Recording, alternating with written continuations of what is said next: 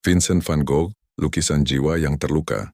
Nama lengkap dan asal-usul. Nama lengkap, Vincent Willem van Gogh, lahir 30 Maret 1893, di Zundert, Belanda, wafat 29 Juli 1890, usia 37 tahun, di Auvers-sur-Oise, Prancis.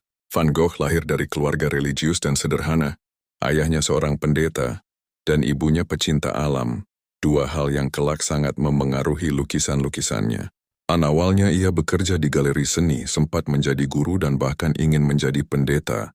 Namun setelah mengalami krisis batin, ia mulai serius melukis di usia 27 tahun, usia yang tergolong terlambat untuk memulai karier seni.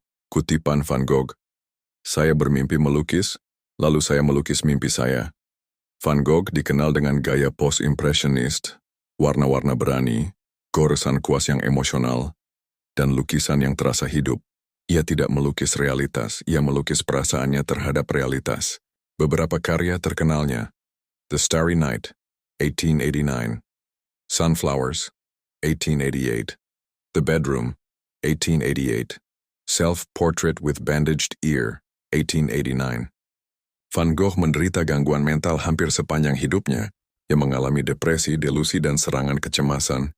Pernah memotong sebagian telinganya sendiri setelah pertengkaran dengan sahabatnya, pelukis Paul Gauguin. Ia menjalani perawatan di rumah sakit jiwa di Saint-Rémy, tempat ia justru menghasilkan beberapa karya terbaiknya. Vincent meninggal pada usia 37 tahun karena luka tembak di dada, yang diyakini sebagai tindakan bunuh diri. Dalam surat terakhirnya kepada adiknya Theo, ia menulis, "Kesedihan akan bertahan selamanya." Semasa hidupnya, Van Gogh hanya menjual satu lukisan. Ia meninggal dalam kemiskinan dan dianggap gagal.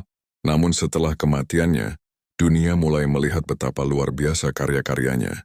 Kini ia dianggap sebagai salah satu pelukis terbesar sepanjang masa, simbol dari bagaimana seni bisa menjadi suara bagi jiwa yang terlukai.